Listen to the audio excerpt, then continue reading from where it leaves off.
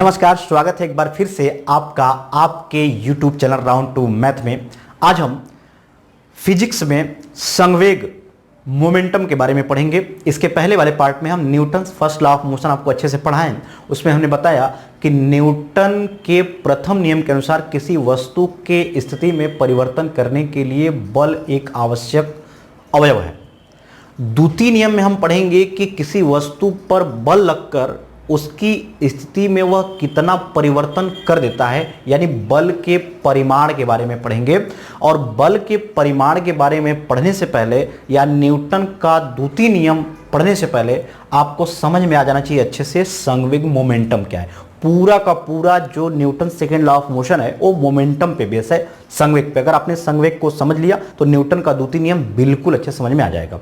अब किसी वस्तु के स्थिति में परिवर्तन करने के लिए कौन कौन से अवयव हैं जो फोर्स को अपोज करते हैं या फोर्स से जो है इफेक्ट होते हैं। तो सबसे पहले अगर एग्जांपल हम छोटा सा ले लें, मान लीजिए दो अलग अलग द्रव्यमान की वस्तुएं हैं, अलग अलग मास की। कैरम बोर्ड की गोटी ले लीजिए, मान लीजिए तो कैरम बोर्ड की दो गोटियां हैं। आप एक भारी गोटी हो और एक हल्की गोटी, आप उंगलियों से जब स्ट्रोक करते हैं तो बड़ी वाली जो गोटी होती होगी वो कम दूरी, जो भारी होती है वो कम दूरी आती होगी, और जो छोटी गोटी होती होगी वो ज़्यादा दूर चली जाती होगी। सिंपल सी बात लीजिए कि एक हल्का ऑब्जेक्ट लीजिए, एक भारी लीजिए, तो अगर आप फोर्स से उसे फेंकेंगे दूर तो जो हल्का होगा वो दूर जाएगा और जो भारी होगा वो कम दूरी जाता है। कि दो अलग अलग द्रव्यमान की वस्तुएं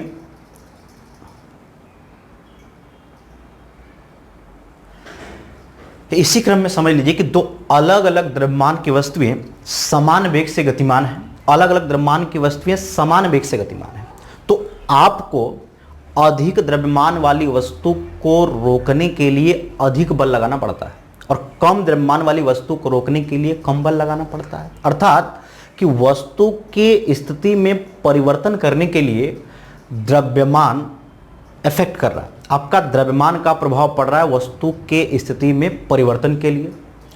अब अगर हम द्रव्यमान से अलग चलते हैं तो क्या कोई और है जो फोर्स को इफेक्ट करता है? तो अगर आप यह ले लें कि जैसे आपने द्रव्यमान को लिया कि जो भारी है उसे अधिक बल लगाना पड़ता था, ऐसे ही हम ले लेते हैं क्रिकेट बॉल से ही आप समझ रहे हैं अच्छे से कि दो समान द्रव्यमान की गेंदें ले लीजिए, एक को अधिक बल से फेंकिए, अधिक वेलोसिटी देकर, और एक को कम वेग देके कम वेलोसिटी से फेंकिए।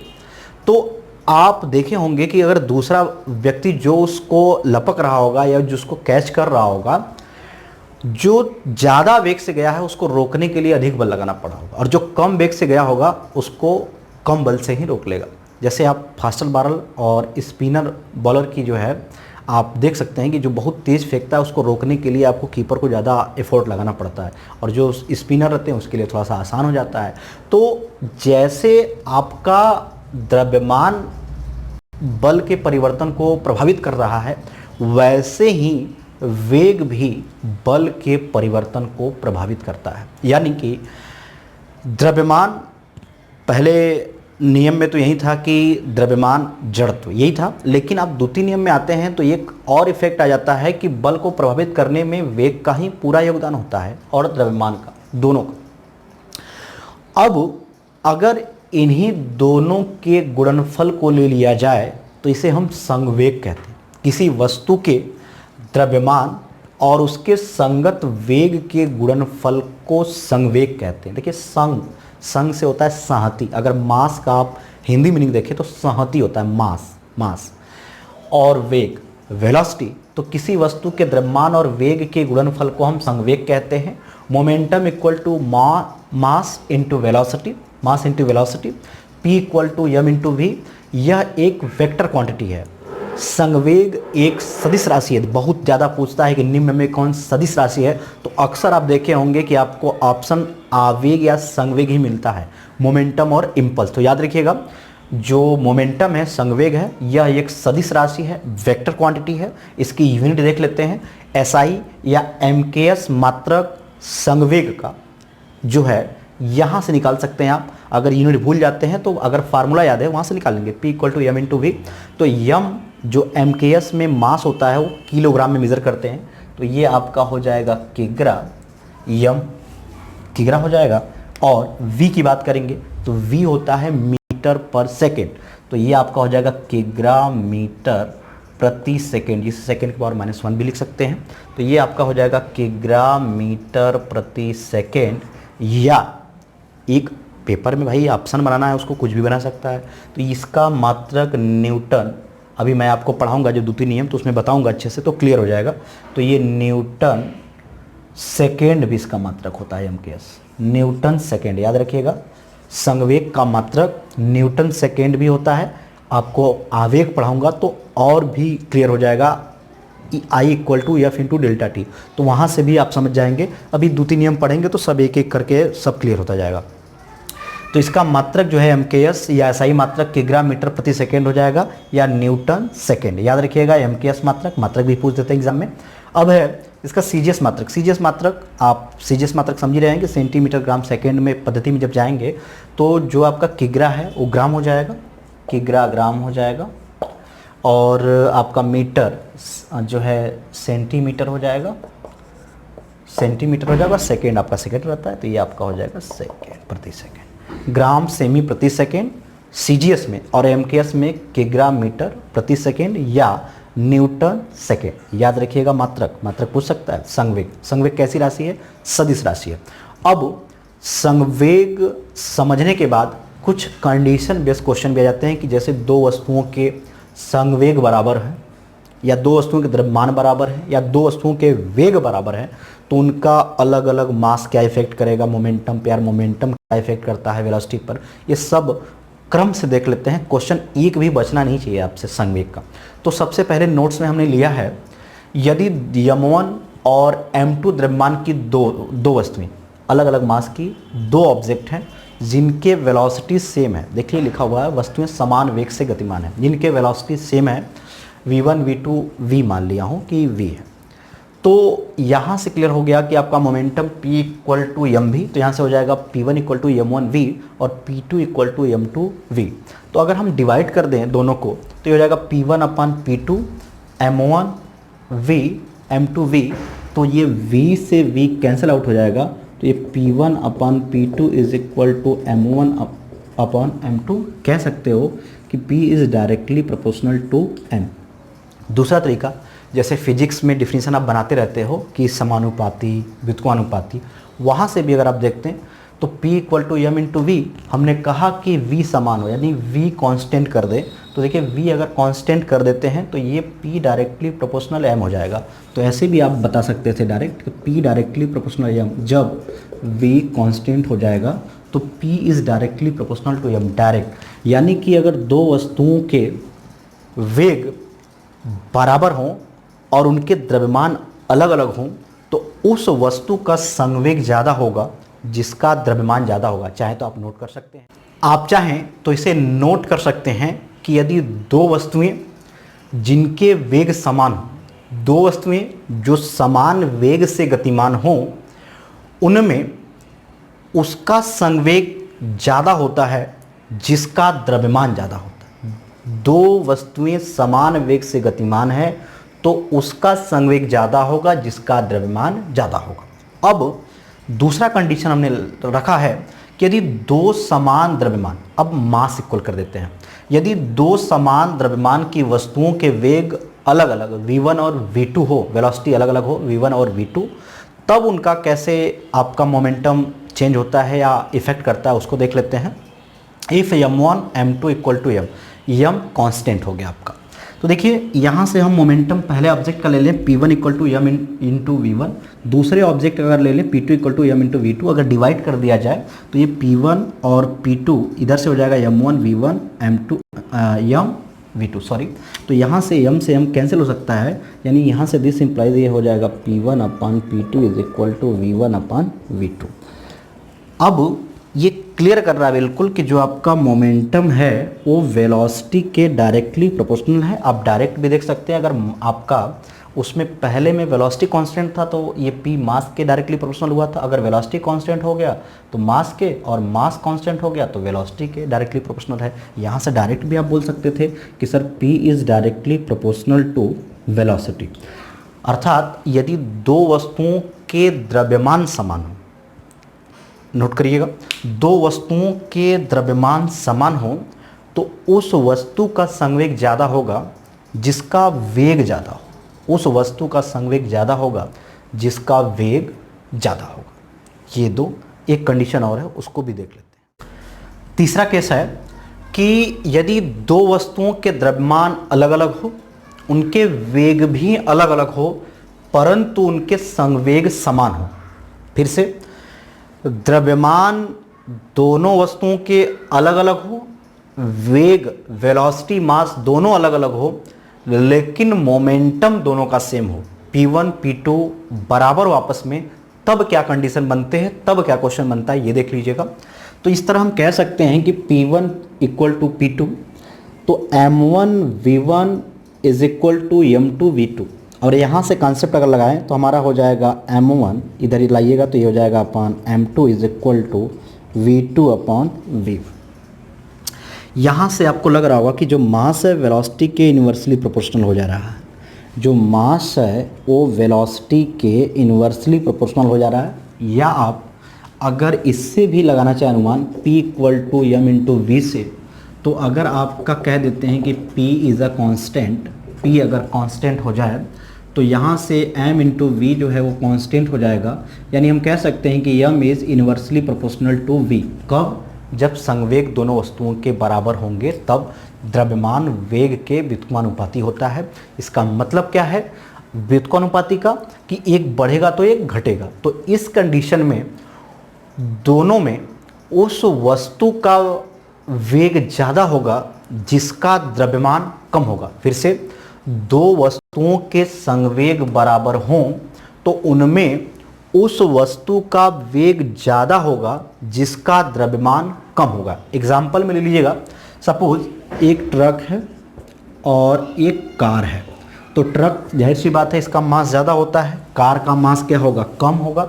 दोनों के ही मोमेंटम सेम है, तो जाहिर सी बात है किसका वेलोसिटी ज़्यादा होना चाहिए, इसके पास मास ज़्यादा है, इसके पास मास कम है। अगर ये अपनी वेलोसिटी बढ़ा देगा तो इन दोनों का जो प्रोडक्ट होगा आपस में क्या हो जाएगा, इक्वल।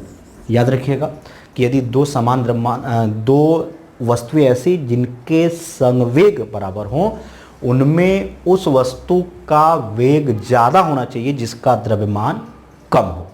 क्लियर? संवेग समझ लेने के बाद अब आप समझेंगे न्यूटन का गति विषयक द्वितीय नियम। न्यूटन का गति विषयक द्वितीय नियम कहता है कि किसी वस्तु पर लगने वाला बल वस्तु के संवेग परिवर्तन की समय दर के समानुपाती होता है, या किसी वस्तु पर लगने वाला बल उस वस्तु के संवेग परिवर्तन की समय दर के बराबर होता है। आइए क्लियर कर देते हैं। देखिए, सपोज आपके पास कोई ऑब्जेक्ट है, इसकी इनिशियल वेलोसिटी u रही, आपने इस पर फोर्स लगाया F। अब अगर डायरेक्शन में लगा रहे हैं तो वेलोसिटी बढ़ सकती है, अगर अपोजिट डायरेक्शन में लगा रहे हैं तो वेलोसिटी घट सकती है। वो बात की बात है कि वेग बदल जाए।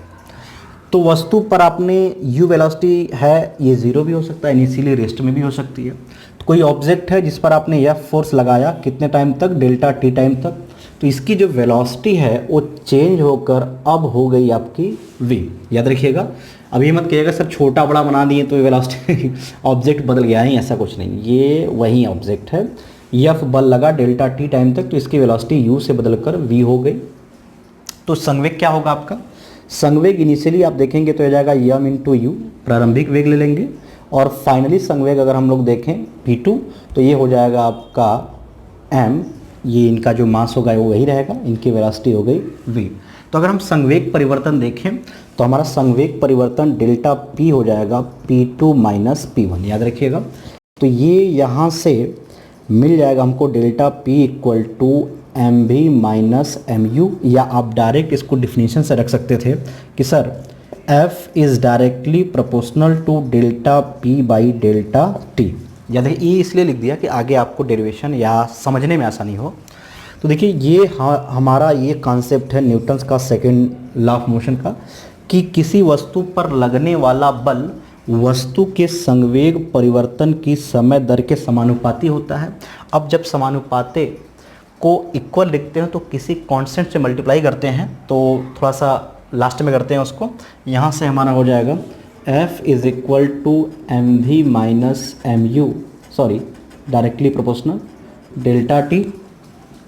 यम कॉमन ले सकते हैं आप, तो ये हो जाएगा v minus U upon delta T. मैं आपको पढ़ाया हूँ कि ये पूरी तरह से क्या है, आपका एक्सेलरेशन है, आपको पता है ना, बिकॉज ये v minus you by delta T वेग परिवर्तन की समय दर को त्वरण कहते हैं। तो यहाँ से f is directly proportional ma हो जाएगा। न्यूटन्स ने ये आपका प्रोपोर्शनल इसका कांस्टेंट लिया था k ma, लेकिन प्रयोगों द्वारा जो आपके एक्सपेरिमेंट से निकाले जाते थे k की वैल्यू, वो प्रयोगों से आपको k की वैल्यू मिली थी 1।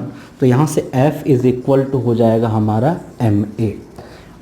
आप दो तरीके से परिमाण को निकाल सकते हैं, बता सकते हैं, या न्यूटन के गति विषयक द्वितीय नियम को दो तरीके से डिफाइन कर सकते हैं। पहला मैं आप बोला कि न्यूटन का गति विषयक द्वितीय नियम के अनुसार किसी वस्तु पर लगने वाला बल उसके संवेग परिवर्तन की समय दर के समानुपाती या बराबर होता है।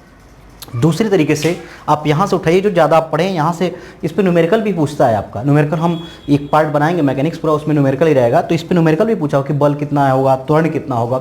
तो यहाँ से अगर आप देखें F बराबर ma से डिफाइन करना चाहें तो आप कहेंगे कि सर किसी वस्तु पर लगने वाला बल उस वस्तु के द्रव्यमान तथा बल लगने के बाद जो त्वरण उत्पन्न होता है, बल लगने के बाद जो वस्तु में त्वरण उत्पन्न होता है उसके गुणनफल के बराबर होता है। फिर से एक बार, किसी वस्तु पर लगने वाला बल उस वस्तु के द्रव्यमान और उसमें उत्पन्न त्वरण के गुणनफल के बराबर होता है। परिणामी बल यहीं लेकर के हम मैकेनिक्स को आगे बढ़ाएंगे। F इक्वल टू ma, याद रखिएगा। अब ये न्यूटन का द्वितीय नियम है। न्यूटन के द्वितीय नियम के एग्जाम्पल पढ़ने से पहले अगर हम आवेग पढ़ लेते हैं तो आवेग का डेली लाइफ में, इम्पल्स का डेली लाइफ में यूजेस और न्यूटन्स के सेकेंड लॉ ऑफ मोशन की यूजेस दोनों सेम है, तो एक ही बार एग्जाम्पल पढ़ाएंगे और दोनों का इंक्लूड हो जाएगा उसी में। अब हम इसी के बाद पढ़ लेते हैं आवेग, इम्पल्स। अगर हम बात करें आवेग की, इम्पल्स की, तो आप सब इसका छोटा सा डिफिनेशन याद रखेंगे कि किस बल के, याद रखिएगा, बल के संपूर्ण प्रभाव को आवेग कहते हैं। The total effect of force is called impulse. अगर मैग्नीट्यूड से बोलना चाहते हैं तो छोटा सा है इसका, I equal to F into delta T. याद रखिएगा, संवेग, ये संवेग के बाद है, सॉरी आवेग, जो आवेग है यह लगने वाले बल और समयांतराल के गुणनफल के बराबर होता है। ये एक बात याद रखिएगा। पूछेगा व्हाट इज इम्पल्सिव फोर्स या आवेगी बल किसे कहते हैं, तो ऐसा बल जो किसी वस्तु पर बहुत कम समय के लिए लगाया जाए, ऐसा बल जो किसी वस्तु पर बहुत शॉर्ट टाइम, बहुत कम समय के लिए लगाया जाए, उसे हम आवेगी बल कहते हैं। ये आपका हो जाएगा आवेग बराबर F इंटू डेल्टा टी। अगर आप इसका यूनिट निकालना चाहते हैं तो देखिए, बल का जो मात्रक होगा इसका हम निकाल लेते हैं मात्रक, यूनिट। बल का मात्रक होता है आपका न्यूटन और समय का मात्रक होता है सेकेंड, तो इसका मात्रक हो गया न्यूटन सेकेंड। आपको यहाँ से अगर हम निकाले होते बल का मात्रक, यहीं पर रख लीजिएगा मात्रक बल का, तो बल का मात्रक अगर हम देखें तो ये द्रव्यमान है, द्रव्यमान का मात्रक होता है किग्रा। उसको हम बेस यूनिट में ले जाने के लिए ये बल का मात्रक बता दे रहे हैं, और यहाँ से याद रखिएगा आप, यम का मात्रक हो जाएगा किग्रा और ए का मात्रक होता है मीटर प्रति सेकेंड स्क्वायर। ये -2 लिखिए, यहाँ में आप प्रति बना दीजिए, सेम होता है किग्रा मीटर प्रति सेकेंड स्क्वायर। तो किग्रा मीटर प्रति सेकेंड स्क्वायर, तो बल को अच्छे से परिभाषित कितने किया, न्यूटन, और हम उनको सम्मान देने के रूप में उन्हीं के नाम पर भौतिक राशियों के मात्रक बना दीजिए, जैसे पास्कल हो गया, वेवर हो गया, टेस्ला हो गया, गॉस हो गया, मैक्सवेल हो गया, न्यूटन हो गया। ये सब वैज्ञानिकों को सम्मान देने के रूप में राशियों के मात्रक के रूप में बना दिया गया है।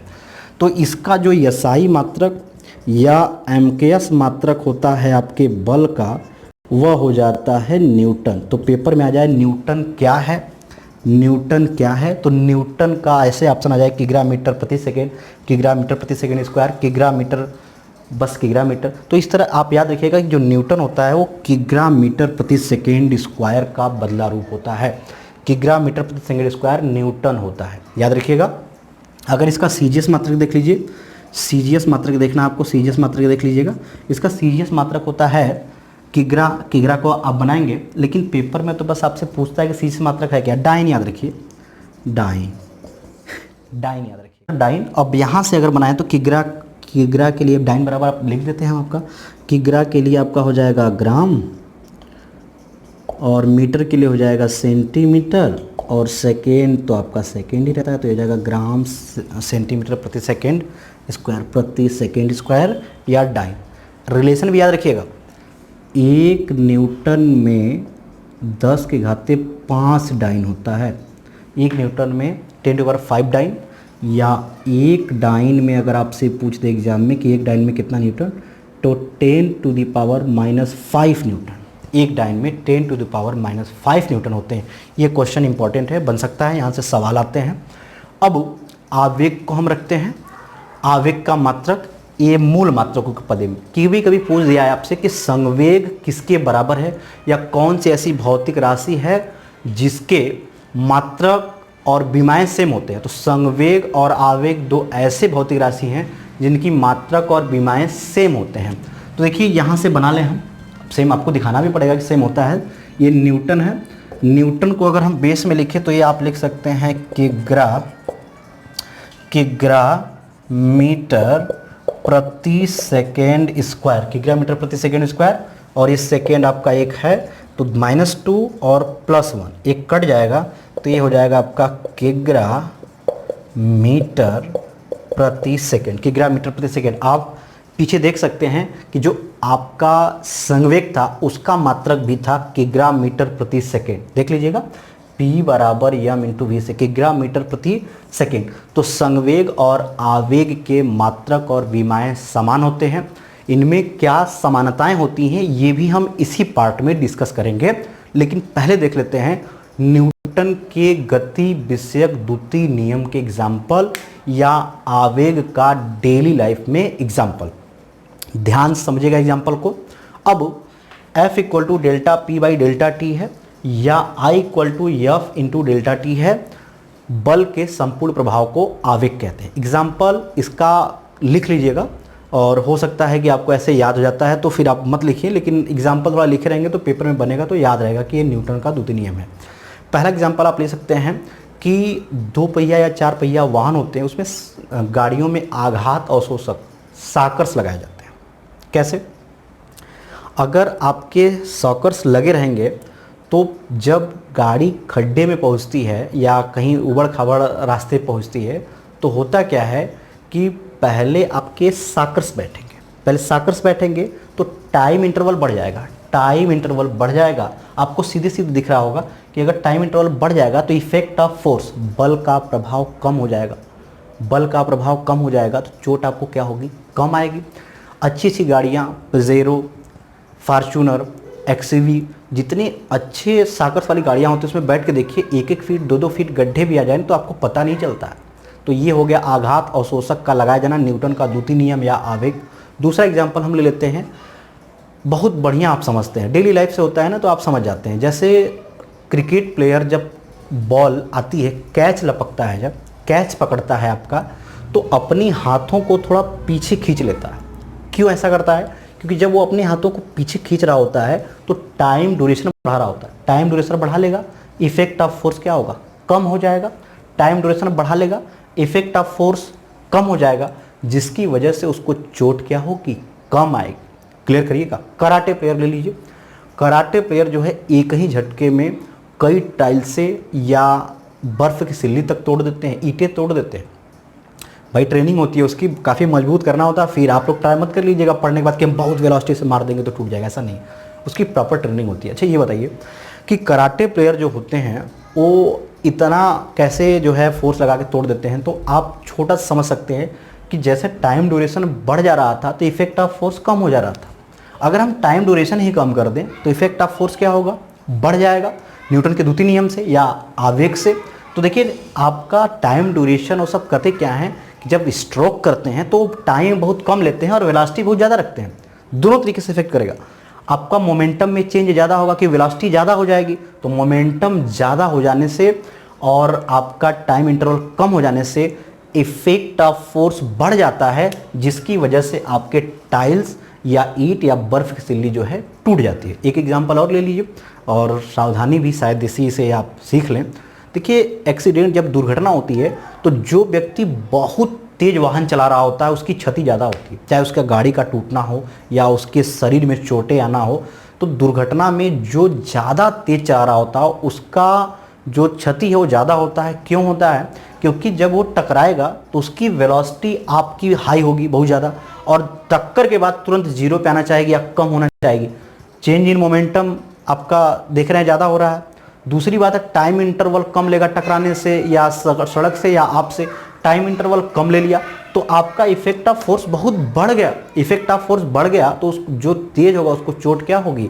ज़्यादा आएगी। ये न्यूटन के गति विषयक द्वितीय नियम का एग्जाम्पल या आवेग का डेली लाइफ का एग्जाम्पल है। पेपर में ऑप्शन निचोड़ लीजिएगा चारों, फिर कहिएगा कि आवेग का कौन है, तो यही सब दिखेगा तो मार दीजिएगा, या अगर आवेग ऑप्शन नहीं है, न्यूटन का द्वितीय नियम है तो न्यूटन का द्वितीय नियम मारिएगा। अगर ये दैनिक जीवन में विज्ञान में आपके ये सब जो टेट सुपर टेट दे रहे होंगे तो उसमें पूछता रहता है, तो ये सब आप वहाँ पे एग्जाम्पल बहुत बखूबी बहुत आराम से 4 ऑप्शन में से एक ऑप्शन लगा सकते हैं।